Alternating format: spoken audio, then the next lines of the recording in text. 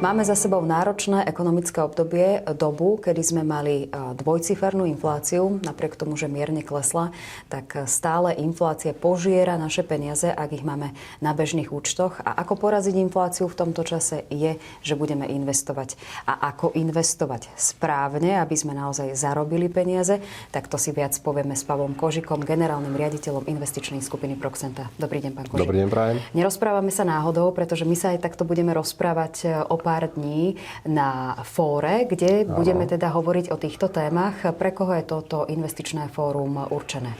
Áno, tak to fórum je určené pre investorov, ktorí už s Proxentou sú v investičnom alebo teda nejakom partnerskom vzťahu, takže už ktorí majú u nás zainvestované peniaze, ale je určené aj pre ľudí, ktorí teda premýšľajú nad tým, kde investovať peniaze, kde zhodnotiť svoje peniaze, ako investovať. Je určená pre ľudí, ktorí už nás dlhodobejšie sledujú, lebo toto u nás býva častým faktorom a musí prísť nejaký moment, keď sa teda rozhodnú, tak by sme boli radi, aby to bolo teraz. Takže je určený naozaj pre takú širšiu verejnosť.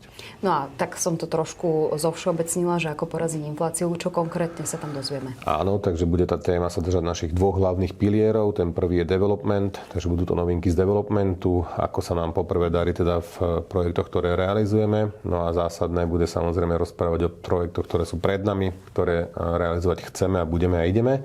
To znamená, kde investície zhodnocovať bude možné. No a druhý pilier, to je potravinárstvo, ale budeme sa teda primárne tentokrát venovať kubánskemu trhu, pretože za prvé sa nám posunula naša investícia do zásadného levelu a popíšeme si, kde teda sme, kde sa nachádzame. Podarilo sa nám na základe dvojročných negociácií dostať do stavu, kedy sme schopní predstaviť aj investíciu číslo 2 na kubánskom trhu, takže budeme sa baviť aj o novinkách, bude to zaujímavé.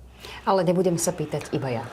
Nie, pýtať sa nebudete iba vy, takže cez už známe to slovo slajdo bude možné klásť nám otázky, takže ak sú a budú nejaké počas samotného semináru, bude na to priestor, kde budeme reagovať pružnými odpovediami. Ak vás niečo zaujíma dnes, pripravte si prosím otázky, budeme ready na ne odpovedať. No a dôležitá otázka, kedy sa bude investičné fórum konať? Áno, takže radi sa stretneme v onlineovom prostredí 9.11.23.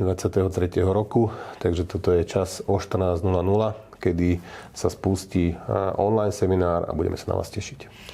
Ďakujem veľmi pekne, tak ja ešte teda zopakujem. Vidíme sa 9.11. o 14.00 naživo a otázky môžete klásť cez slido.com.